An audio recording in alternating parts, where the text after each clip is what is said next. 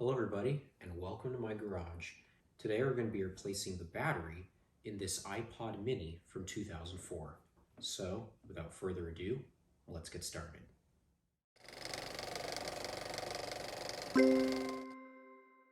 Okay, so here we have our iPod mini. I've personally had this unit for quite a few years, and I haven't really used it that much, and that's because of the battery. When I first bought this thing, it held charge for probably about 30 minutes before it died. Now, it probably only holds charge for about 1 minute. So this thing is pretty much useless in its current state. So I finally went online and I ordered a replacement battery for the iPod, and we're going to be taking this thing apart and installing the new battery, and we'll see how long this thing actually lasts. Now you might think that an iPod of all devices is really hard to take apart, and while that is true for some models, the iPod mini is actually pretty easy, and I'll show you that as we go through the process. So for those of you that don't know, the iPod mini was Apple's way of trying to get the iPod into as many consumer hands as possible.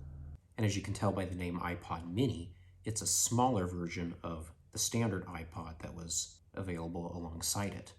For a size comparison, here's the generation that preceded the iPod mini. This is the third generation iPod, which came out in 2003. And you can see that the iPod mini is not that much smaller, but it was a lot cheaper than the regular iPod. And one of the main reasons why the iPod mini was cheaper was because of its storage capacity. The regular iPod, well at least this particular one, came with a 20 gigabyte hard drive, and the iPod mini came with only 4 gigabytes of storage, so a lot less. At the time when these iPods were new, this model would have cost $400, while this model of the iPod mini only cost $250, so there's quite a bit of a price decrease there. Now, despite the size difference between the two iPods, the battery life was actually very similar with both of these models, around 8 hours. So if you wanted to get on the action with the iPod back in 2004, you could buy the iPod mini and get the exact same battery life as you would with this iPod, which came out a year before it. Now, despite this iPod being a year older than the iPod mini, it actually has a completely working battery.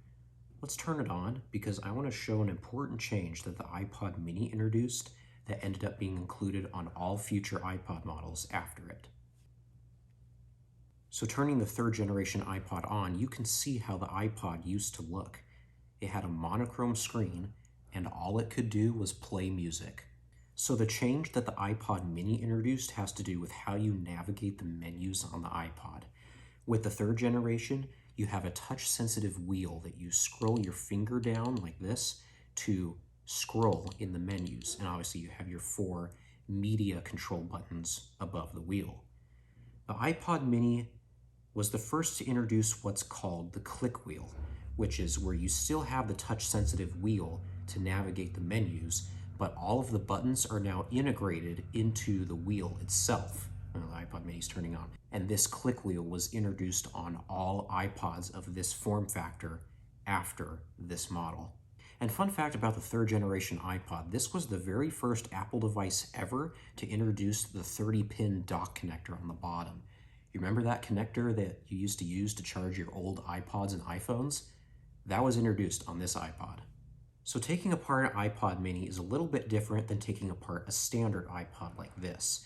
If you want to take one of these apart, what you have to do is you have to pry the metal back of the iPod off, and then it'll swing open like a hinge because there are some cables that are inside the metal back, and then you would work on the iPod from the back side.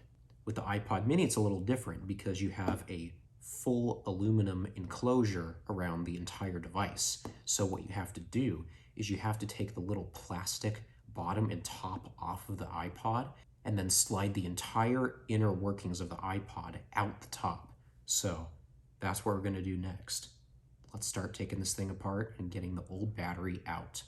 So the first thing we need to do to get this iPod mini apart is take off the plastic on the top and bottom. So to do this top one here, I have to make sure the hold switch is in the locked position. What the hold switch does is if you're listening to music and say the iPod's in your pocket and you don't want the buttons to accidentally do anything in your pocket, if you turn on the hold switch, all of the button presses will do absolutely nothing. So so you don't have to worry about the iPod accidentally doing something when it's in your pocket, for instance.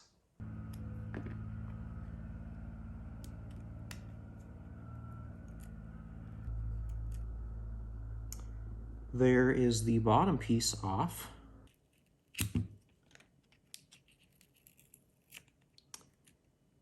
Okay, that took a lot longer than I would have liked, but there we go. The top piece is off.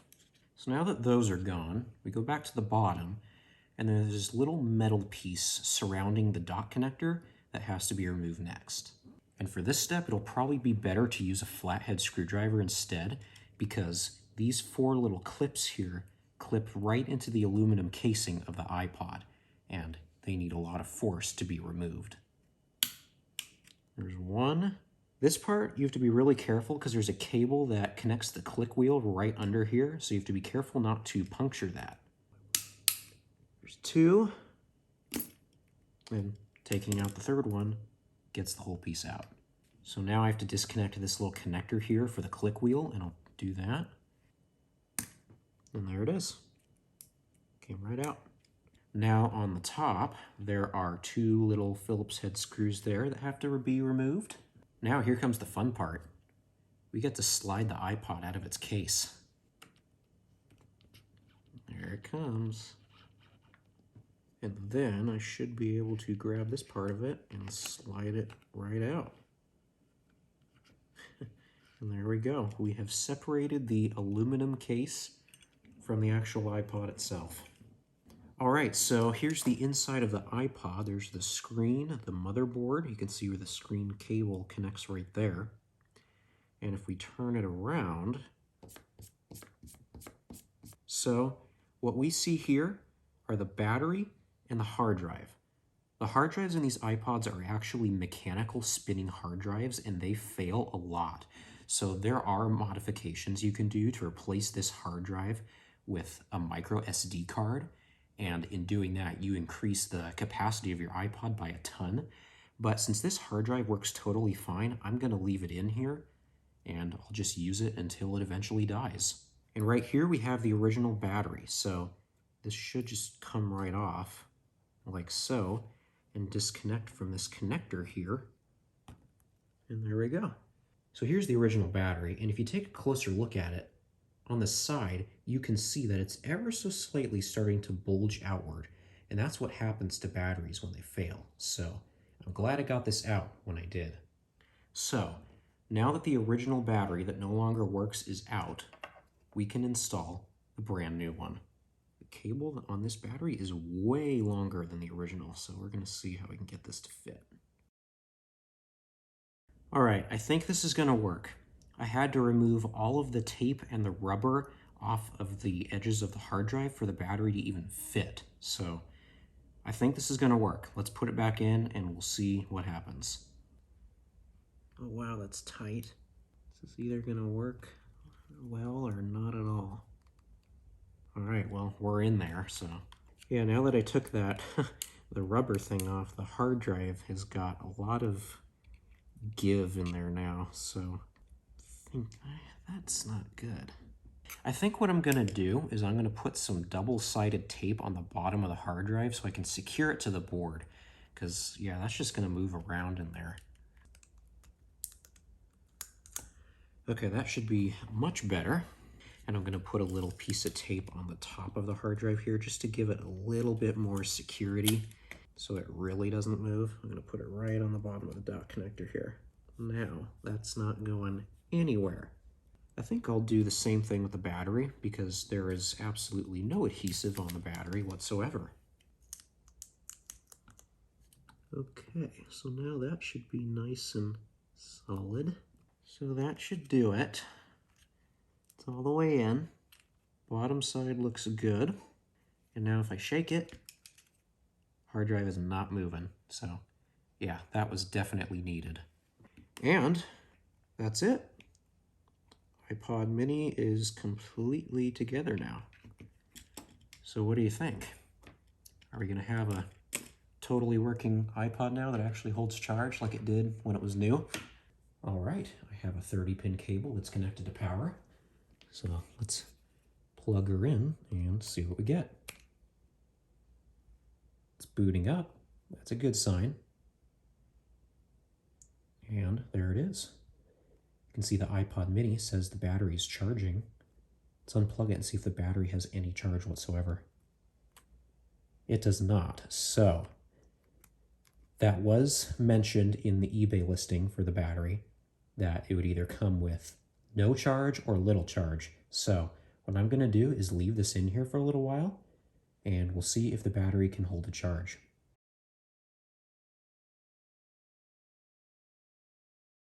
Okay, it's been a few months since I recorded the last clip in this video, and so much has changed in those last few months. So the original battery I ordered for this iPod would not charge at all no matter what I tried. It just acted totally dead, and so what I had to do was contact the eBay seller and have them send me a replacement battery. And so that is what is installed right now. And that one acted a little weird too at first, but eventually I was able to get this battery to work. So this battery functions as it should. It charges and it holds charge for multiple hours. So I think we can call that a win. So for a couple weeks or so, I had the iPod back together and I had some songs loaded on it and it was working perfectly. I was actually able to use it and listen to the songs that I listened to on my phone. So you're probably wondering why I have it open again. Well, you remember how I said earlier in the video that these Hitachi micro drives tend to die a lot?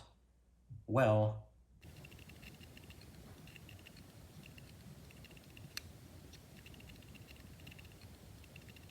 unfortunately, that is exactly what happened. I started to notice that when one day I wanted to use the iPod mini and it was taking a very long time to start up, much longer than it should. And then all of a sudden it just stopped starting up altogether. And I tried restoring it through iTunes multiple times. It wouldn't really do it properly. And then when I tried to reformat the hard drive, like do a full format on it so it could detect any bad sectors that the hard drive had, it just quit. It started making those clicky, click of death sounds. So yeah, this hard drive unfortunately is dead and it will need to be replaced. But this is where this iPod restoration gets kind of interesting. The interface that this hard drive uses is exactly the same as a standard compact flash or CF card. And so what I decided to do, instead of going on eBay and trying to find another 4 GB micro drive, I decided to go the modern route and use a 32 GB compact flash card. And so since this micro drive and the CF card are completely pin compatible, it's essentially a drop-in replacement, that means that this iPod's storage is expandable. So what we're going to do now is take out this 4 GB hard drive and replace it with flash storage, this 32 GB CF card. And in doing that, I'll have 8 times the storage that this iPod came with from the factory. And I should mention that modern technology is what makes this possible, because if I were to do something like this back in 2004, which is when the iPod mini came out, it would be really expensive or impossible to do this, because I don't know if 32 GB CF cards existed back then. CF cards have been around for a long time, but if you were to buy a 32 GB card back in 04, if CF cards of that size even existed, it would have been extremely expensive. Because this card wasn't that expensive. I think it was only like 40 bucks for a 32 GB card, which is still not the cheapest, but if I want to upgrade this iPod to flash storage, it's really easy to do now versus back then. So there's our card. Let's take out the hard drive. And I'm not going to need these little rubber mounts anymore because we're not dealing with a spinning hard drive. We're not going to have any problems with shock.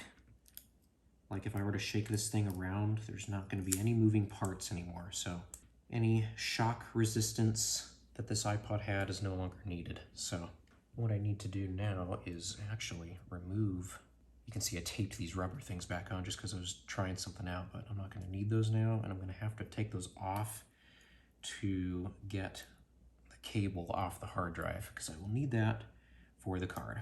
This is like an IDE cable on older hard drives, you kind of have to be careful when taking it off, especially on this one because it's really small.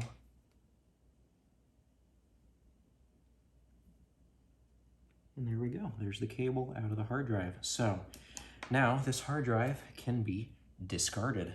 I'd say this hard drive lasted a pretty long time, 18 years. It had a good life. It served its purpose, but now it's going to be upgraded to something better. All right, so here's our card, and it has the exact same interface as the hard drive that was in here.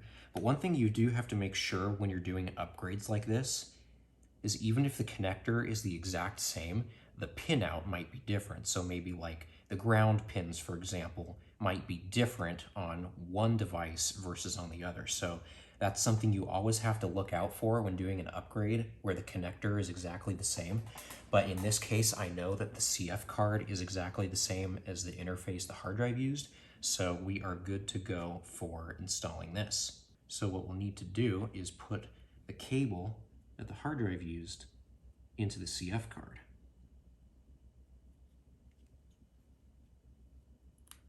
And that's going to go just like that. See how simple that was? And you know what I'll do for the fun of it? Just so I know about when this card was installed, I'm going to take a Sharpie. Because you see we have a spot for some writing on the back of the card. So what I'm going to do here, just for fun, is write down when it was installed.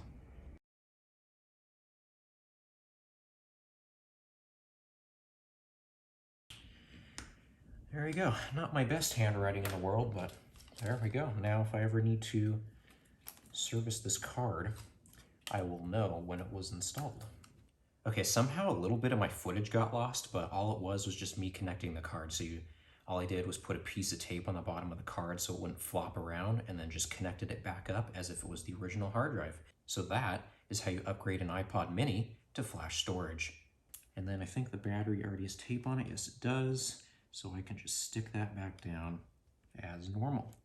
So now this isn't going to work straight out of the box because this is a brand new CF card. So what I'm going to have to do is hook this thing up to iTunes and restore it, and then it should work like brand new.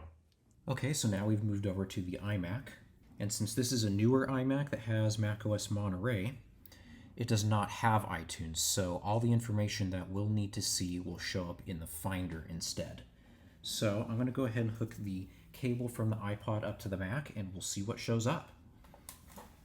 And we are connected now. We'll open the Finder here, and we'll see. Looks like that's it right there. Yeah, iPod mini, 32 gigabytes. See that? Looks like it's working. So it's going to have to be restored. Why is there two?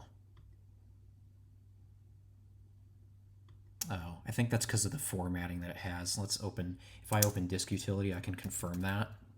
So if we go here, no name, looks like it only has a single partition. So I'm not sure what that second one is for, but the iPod does need to be restored for it to work properly. So let's go ahead and restore it. Click next, agree to the terms and service. I'll enter my password. Could not be restored. Why? I'm not sure. I'm going to put the iPod into something called disk mode, which is a way that you can use the iPod as like an external hard drive. So I'm going to go ahead and reset it here and put it into disk mode. And we'll see what the Finder says now. Let's go ahead and see if we can restore it now. Oh, that's promising. It's actually trying to do it now. Oh, now we have a different error. Let's go back to the camera real quick and let's see if we can figure something out. There is one thing I want to try first. I want to go into disk utility and I want to format the iPod here. We'll format it as macOS just for the heck of it. Let's just call it iPod mini so it doesn't show up as no name. See if this works properly. If not, then that suggests we might have an issue with the CF card. Okay, so came up in the Finder. Let's go back to erase has failed. Okay. Now it's not mounted. So what does that tell me? I'm not entirely sure. Let's go back to the camera and take a look. Okay, so one thing I want to check real quick is I want to see if the iPod is able to read and write to the CF card. So what we're going to do is power the iPod on and then hold the center and skip back button, and that will put the iPod into a diagnostic mode. So let's go ahead and do that. All right, so it'll invert the Apple logo like that for a second, and then it'll go into this diagnostic menu. That right there is a memory test, which passed, so we'll hit the play button to continue. And then this menu uses the skip buttons to navigate instead of the click wheel. So we will go down to, if we keep going, it will get to hard drive read and write, and it's probably going to need the FireWire cable. It is, so I have to go grab that. And if you're wondering what FireWire is, it's a connector that looks like that. It's something that died off in the mid-2000s. It was faster than USB at the time, but it's just a connector basically lost to history now. It's not used anymore. It's a connector that Apple invented and that others used for a brief time, but after a few years it was just taken over by USB because USB got faster, especially when USB 3.0 came out. That's the first time that USB was ever faster than FireWire. So since it wants power from FireWire, I'm going to give it that because it needs that in order to run its test. So plug that in, and now it's going to do its test. 30 gigabytes, that's pretty much 32. And we'll see if it passes. It does pass, so that tells me it's working and that I didn't install the CF card backwards.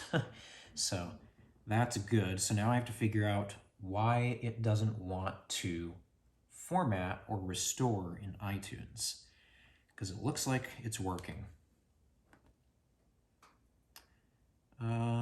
Let's do smart data. I just want to see what it says. That's basically data about the hard drive. So reallocations 0, retracts 0. Those should be 0 because this is a flash storage device and not an actual hard drive. So those should never go up from 0.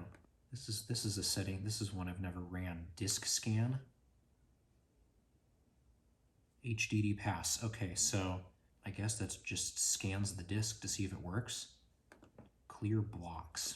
I wonder if that clears off the hard drive, like all the data. I actually tried to run this on the original hard drive and it wouldn't go past 0. So you can see this is going to take a little while. So I'll cut to when it reaches around 100. Okay, so once this thing passed 100%, it just went back to the menu. So I assume what that did is just clear everything off of the hard drive. If we go down to all SD RAM, that's a memory test. Let's just run that real quick and just see if everything's functional. It should be. It's gonna take a second.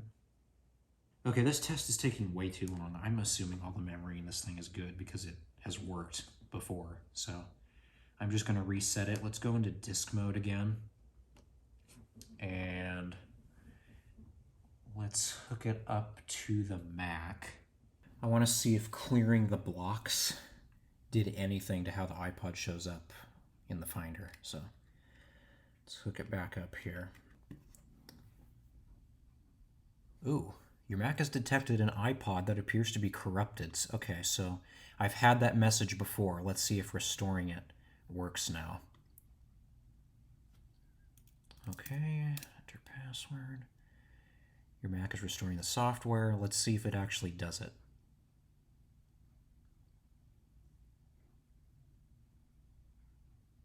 Hasn't errored out yet.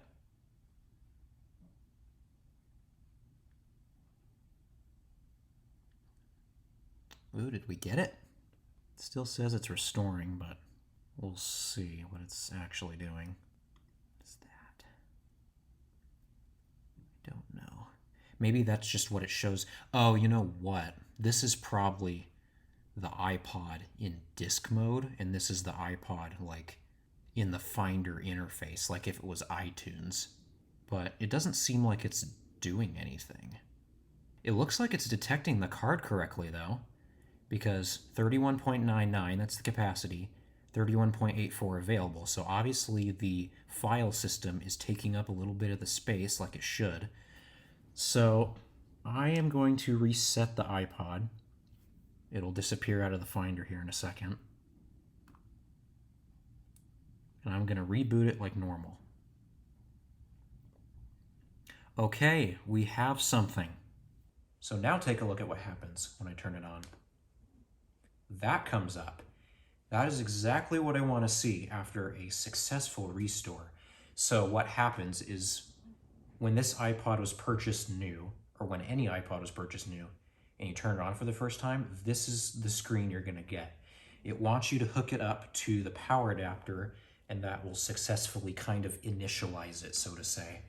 I don't know what it actually does in that process since it has a super quick progress bar, but I'll hook it up to FireWire again, and then we should be brought to the menu after a short little progress bar. So I'll go ahead and hook it up here. It'll go past that screen. Should have a little progress bar here in a second. There we go. Now it'll reboot and it should bring me straight to the menu. Okay, there we go. So we are in the menu. Let's go to settings and about, and let's see what it shows up as.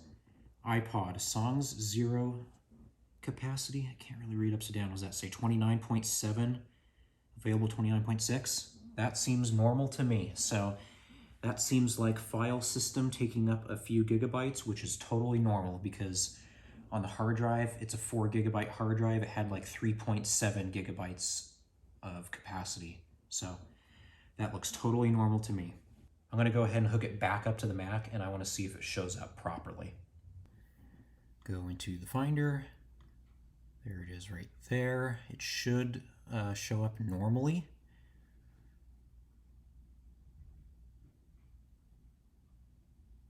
If it's going to work. I might have better luck on a different machine that actually has the iTunes program installed. I think I'm going to try that. Let's use a different machine and see what we get. Something slightly older. Alright, so this here is an iMac from 2005, which is only 1 year newer than the iPod itself. So this should work fine in showing the iPod correctly. Now, funny thing, I actually had a clip recorded for this iMac already. I was using the version of iTunes that was on it. And it works properly. As you can see, it shows up the iPod and it says 29.66 gigs free and 141 megs being used, which is great. It shows up properly. But I don't even know if I can restore the iPod through this old version of iTunes. I mean, I'm sure I can, but it's not very obvious. There's a preferences page for the iPod itself, which I can go through and change some stuff, but there's nothing about restoring the iPod in there. So, and the version of iTunes that this is iTunes 5 from 2005. So this would have shipped with this computer, but this version of iTunes I think is a little bit too old for what I want to see. So what I went ahead and did was I downloaded iTunes 9.2.1, which is the latest version of iTunes that can run on the operating system that's installed on here. So I'm going to go ahead and install that real quick because that's a little bit newer and it'll actually bring up a restore window, kind of like what the modern Mac was doing. So I could skip verification of this. And this will show me what I want to see. So let's go ahead and install iTunes 9, and then we should have a better experience. That's funny. It gives you the iPod as a choice to install software. That's funny. Okay, that has been installed. So let's go ahead and close out of there, close out of the window, and I can minimize the browser. Okay, so now we have iTunes 9. So as you can see, it looks a little bit more modern. And it detected the iPod mini. Let's go ahead. There we go. That's what I want to see. I wanted to see a window like that showing the iPod and its summary. So there we go. 29.79 gigabytes. Let's see if we can do a restore through here because I want to see it do it properly. I think it succeeded with the modern iMac, but it didn't give me the window saying the restore was successful, leave your iPod connected, because that's what I expected. So, ooh. Cannot be contacted. Is this too old to restore iPods now? Seriously? Do I need to go even newer? We're on the network. Can this not do it now? Huh. Wow. I am not having luck with my iTunes versions today, am I? Check for an update. Yeah, I think this version is too old to contact the modern update servers. So, I need to go a little bit newer. I guess I can't use that anymore to restore, but it looks like it's working, so that's great. I'm just gonna run it through a slightly newer version of iTunes real quick, just to see it do a proper restore. I just wanna see it work. All right, slightly newer machine. This is a MacBook Pro from 2007, so this one should work fine. It's got a newer version of iTunes. Looks like iTunes 11 by the icons. Let's just see what it is. About iTunes 11.4 from 2014. This should work just fine. And this is actually a good machine to do the testing on because on my modern laptop, I have a program that lets me convert all of my Apple Music songs into actual files that I can then copy to old iPods like this. And this is the machine that I have all those files copied to, so I can actually load some songs on the iPod from here. I'm gonna go ahead and hook the iPod up, and we'll see what it shows. Should come up. Yep, there it is right there. iPod. Perfect. Look at that, 32 gigs. And I just want to see it do a successful restore. And yes, this one is able to do the update. And it needs the password.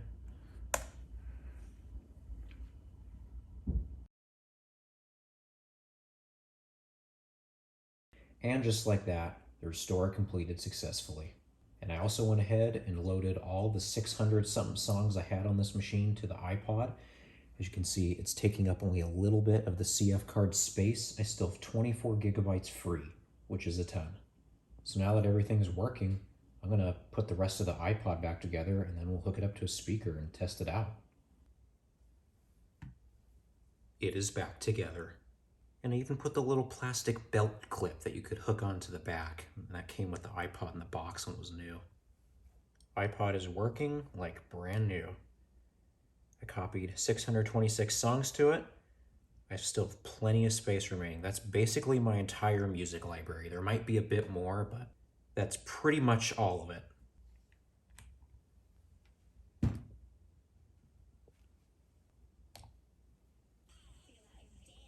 Ooh, that's instantaneous. Okay, I'm gonna go grab another iPod. I'm just gonna show you the difference between how long it takes to load a song versus this, because that's so much better. So here's the iPod 3rd generation. This is a year older than the iPod mini, and I haven't done any service to this iPod of any kind. It still has its original hard drive. So let's go into music, and you'll be able to hear the delay that it has when loading a song versus the iPod mini, which now has flash storage. So let's go ahead and load this song here, Afterglow, and listen to the delay that it has. These eyes can be... So a good few seconds for it to load the song after I hit the button. So now let's hook up the iPod mini and play the same song and listen to the noticeable improvement this has. Like, pretty much instantaneous. So it's much quicker. You don't have to wait for the hard drive to spin up and load the song. It can just access it immediately off the CF card, which is really nice. And with that, the iPod mini now works like new again. Brand new battery and brand new CF card for much faster performance and a lot more storage. So, there we go. We managed to turn this iPod mini from something that barely held charge for more than 30 seconds to something that can actually be used as an iPod again. This is one of my favorite restorations because I restored an iPod in the past that also had a hard drive failure, and it was much harder to take apart. I've never taken apart an iPod mini, and let me tell you, it was much easier than the iPod I took apart in the past. So I'm glad this iPod has a second chance at life again. It's got a new battery and also has a faster CF card that can hold 8 times the data that the original hard drive could. I hope you enjoyed my repair and revitalization of this iPod mini. If you liked the video, be sure to give it a thumbs up and subscribe if you haven't already. That's all from me for this one. Thanks for watching.